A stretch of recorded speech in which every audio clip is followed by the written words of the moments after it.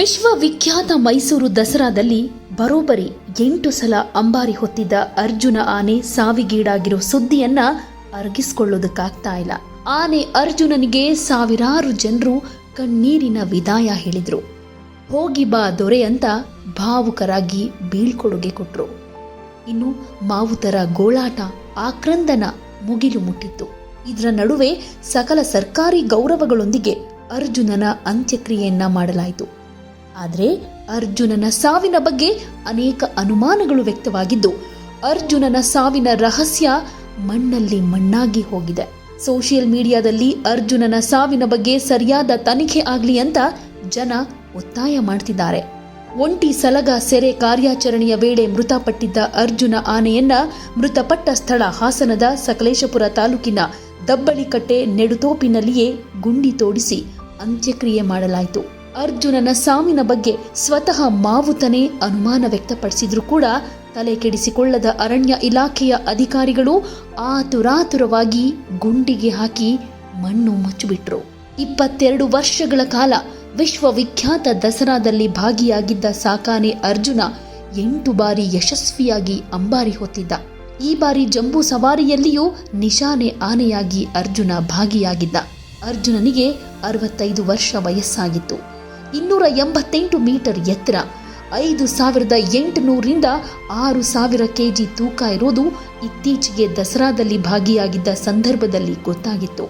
ಇಂತಹ ಅರ್ಜುನ ಇನ್ಮುಂದೆ ನೆನಪು ಮಾತ್ರ ಅನ್ನೋದನ್ನ ನಾಡಿನ ಜನತೆ ಅರಗಿಸಿಕೊಳ್ಳೋದಕ್ಕಾಗ್ತಾ ಇಲ್ಲ.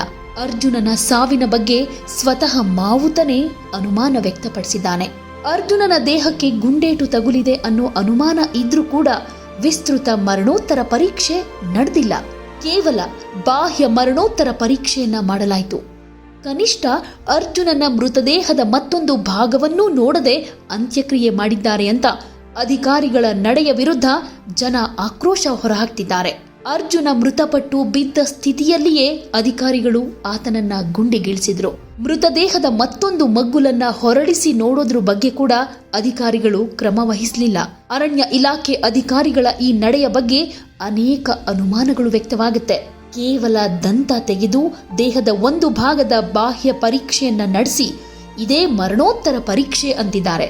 ಅಂಬಾರಿ ಹೊತ್ತಿದ್ದ ಆನೆ ಅನ್ನೋ ನೆಪ ಹೇಳಿ ಅನುಮಾನ ಉಳಿಸಿಯೇ ಅಂತ್ಯಕ್ರಿಯೆ ಮಾಡಿದ್ದಾರೆ ಅಂತ ಜನ ಆರೋಪ ಮಾಡ್ತಿದ್ದಾರೆ. ಹಾಗೆ ಈ ಘಟನೆಯ ಬಗ್ಗೆ ಸೂಕ್ತ ತನಿಖೆ ಆಗಬೇಕು ಅಂತಾನೂ ಒತ್ತಾಯ ಮಾಡ್ತಿದ್ದಾರೆ. ಕಾಡಾನೆ ಸೆರೆ ಕಾರ್ಯಾಚರಣೆಯ ವೇಳೆಯೇ ಮಹಾ ಪ್ರಮಾದ ನಡೆದಿದೆ ಅನ್ನೋ ಆರೋಪ ಕೂಡ ಇದೆ.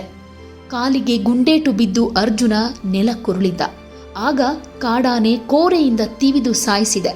ಮೃತಪಟ್ಟ ವೇಳೆ ದೇಹದ ಎಡಭಾಗದ 2 ಕಾಲುಗಳನ್ನ ಮೇಲೆ ಮಾಡಿ ಬಿದ್ದಿದ್ದ. ಅರ್ಜುನನ ಬಲಗಾಲಿಗೆ ಗುಂಡೇಟು ಬಿದ್ದಿತ್ತು. ಗುಂಡೇಟು ತಗುಲಿದ ನಂತರ ಅರ್ಜುನ ಬಲಹೀನನಾದ. ಬಳಿಕ ಕಾಡಾನೆ ಜೊತೆ ಹೋರಾಟ ಮಾಡೋದಕ್ಕೆ ಆಗ್ಲಿಲ್ಲ ಅಂತ ಮಾವುತ ವಿನು ಹಾಗೂ ಕಾವಾಡಿಗ ಅನಿಲ್ ಹೇಳಿದ್ದಾರೆ. ಇದರಿಂದ ಅರ್ಜುನನ ಸಾವಿಗೆ ಗುಂಡೇಟು ಒಂದು ಕಾರಣ ಇರಬಹುದಾ ಅನ್ನೋ ಅನುಮಾನ ಇದ್ರೂ ಕೂಡ ಮರಣೋತ್ತರ ಪರೀಕ್ಷೆಯೇ ನಡೀಲಿಲ್ಲ. ಇದರ ಮಧ್ಯೆ ಸಿಎಂ ಸಿದ್ದರಾಮಯ್ಯನವರು ಅರ್ಜುನನ ಸಾವಿನ ಬಗ್ಗೆ ತನಿಖೆ ಮಾಡೋದಕ್ಕೆ ಸೂಚಿಸಿದ್ದೀನಿ ಅಂತ ಹೇಳಿಕೆ ಕೊಟ್ಟಿದ್ದಾರೆ. ಅರ್ಜುನ 8 ಬಾರಿ ಅಂಬಾರಿ ಹೊತ್ತಿದ್ದಾರೆ. ಅವರು ಸಾವಿಗೀಡಾಗಿರೋದು ದುರಂತದ ವಿಷಯ. ಇನ್ನು ಬದುಕಿ ಬಾಳಬೇಕಾಗಿದ್ದ ಆನೆ, ಅದನ್ನ ಇನ್ನೊಂದು ಆನೆ ಹಿಡಿಯೋದಕ್ಕೆ ಬಳಸಿರೋದ್ರ ಬಗ್ಗೆ ತನಿಖೆಯನ್ನ ಮಾಡಿ ಅಂತ ಹೇಳಿದ್ದೀನಿ. ಅದರ ಬಗ್ಗೆ ಸಂಪೂರ್ಣ ವಿಚಾರ ಬಂದ ಮೇಲೆ ಪ್ರಸ್ತಾಪ ಮಾಡ್ತೀನಿ. ಆದ್ರೆ ಅರ್ಜುನ ಆನೆ ಸಕಲೇಶಪುರದಲ್ಲಿ ಎಲ್ಲಿ ಪ್ರಾಣ ಕಳೆದುಕೊಳ್ತು ಅಲ್ಲಿ ಒಂದು ಸ್ಮಾರಕ ಮಾಡೋದಕ್ಕೆ ಹಾಗೂ ಹೆಗ್ಗಡ ದೇವನಕೋಟೆಯಲ್ಲಿ ಸಹ ಸ್ಮಾರಕ ಮಾಡಬೇಕು ಅಂತ ಹೇಳಿದ್ದೀನಿ ಅಂತ ಮುಖ್ಯಮಂತ್ರಿಗಳು ತಿಳಿಸಿದ್ದಾರೆ. ಏನೇ ಆದರೂ ಅರ್ಜುನ ವಾಪಸ್ ಬರೋದಿಲ್ಲ ಅನ್ನೋ ಕಹಿ ಸತ್ಯವನ್ನ ಒಪ್ಪಿಕೊಳ್ಳೇಬೇಕು. ಸೋಷಿಯಲ್ ಮೀಡಿಯಾದಲ್ಲಿ ಅರ್ಜುನನ ಸಾವಿಗೆ ಅನೇಕರು ಕಂಬನಿ ಮಿಡಿತಾ ಇದ್ದಾರೆ, ಆಕ್ರೋಶ ಹೊರಹಾಕ್ತಾ ಇದ್ದಾರೆ. ಅನುಭವ ಇಲ್ಲದ ವೈದ್ಯರು, ನಿರ್ಲಕ್ಷ್ಯದ ಕಾರ್ಯಾಚರಣೆ, ಪಳಗಿದ ಆನೆಗಳನ್ನ ಹೊರರಾಜ್ಯಗಳಿಗೆ ಮಾರುವಾಗ ಇರೋ ನಿಮ್ಮ ಮುತುವರ್ಜಿ, ಅವುಗಳನ್ನ ಕಾರ್ಯಾಚರಣೆಗೆ ಬಳಸುವಾಗ ಇರೋದಿಲ್ಲ ಅಲ್ವಾ? ನಿಮ್ಮನ್ನ ನಂಬಿದ ಅವನನ್ನ ಎಲ್ಲರೂ ಸೇರ್ಕೊಂಡು ಕೊಂದ್ಬಿಟ್ರಿ. ಅವನನ್ನ ನಂಬಿದವರ ಜೀವ ಉಳಿಸಿ ಅವನು ಹೊರಟ. ಈಗ ತೋರಿಕೆಯ ಸರ್ಕಾರಿ ಗೌರವ ಹೂಮಾಲೆ, ಅವನ ಕೊನೆ ಕ್ಷಣದ ನರಳಾಟದ ಪಾಪ, ನಂಬಿಕೆ ದ್ರೋಹದ ಶಾಪ ನಿಮ್ಮನ್ನ ಯಾವತ್ತೂ ಬಿಡೋದಿಲ್ಲ. ಮನುಷ್ಯರು ನಿನ್ನ ನಂಬಿಕೆಗೆ ಅನರ್ಹರು, ನಿನ್ನೊಂದಿಗೆ ಬಾಳೋ ಯೋಗ್ಯತೆ ಇಲ್ಲದವರು. ಇನ್ನೊಬ್ಬ ಅರ್ಜುನ ಜೀವ ಕಳೆದುಕೊಳ್ಳೋದಕ್ಕೂ ಮುಂಚೆ ಇದೊಂದು ಆಂದೋಲನ ಆಗ್ಲಿ. ನಿರ್ಲಕ್ಷ್ಯ ಮಾಡಿದ ಮನುಷ್ಯ ದೇವರಿಗೆ ಉತ್ತರ ಕೊಡ್ಲೇಬೇಕು, ಕಾನೂನಿಗೂ ಉತ್ತರ ಕೊಡ್ಲಿ ಅನ್ನೋ ಆಕ್ರೋಶ, ಅಸಮಾಧಾನ, ದುಃಖ ವ್ಯಕ್ತವಾಗ್ತಾ ಇದೆ.